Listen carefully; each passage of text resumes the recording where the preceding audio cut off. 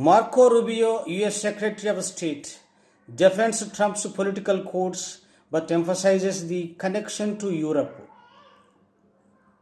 But only if we are unapologetic in our heritage and proud of this common inheritance can we together begin the work of envisioning and reshaping our economic and our political future. Deindustrialization was not inevitable.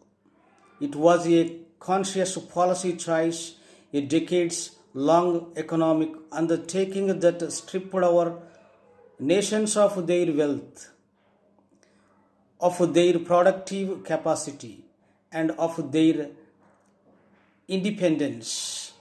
And the loss of our supply chain sovereignty was not a function of a prosperous and healthy system of global trade.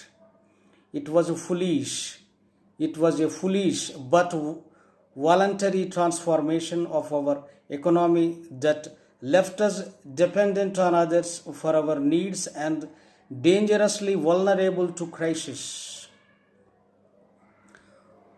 Was not some fringe concern of little consequence. It was and continues to be a crisis which is transforming and destabilizing societies all across the West. Together we can reindustrialize our economies and rebuild our capacity to defend our people. But the work of this new alliance should not be focused just on military cooperation and reclaiming the industries of the past.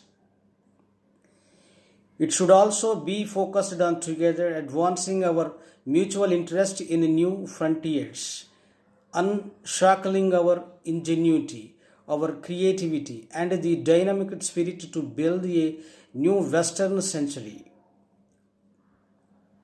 Commercial space travel and cutting edge artificial intelligence, industrial automation, and flex manufacturing, creating a Western supply chain for critical minerals not vulnerable to extortion from other powers, and a unified effort to compete for market share in the economies of the global south.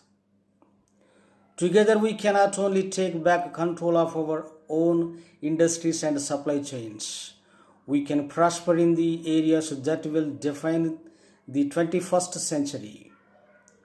But we must also gain control of our national borders.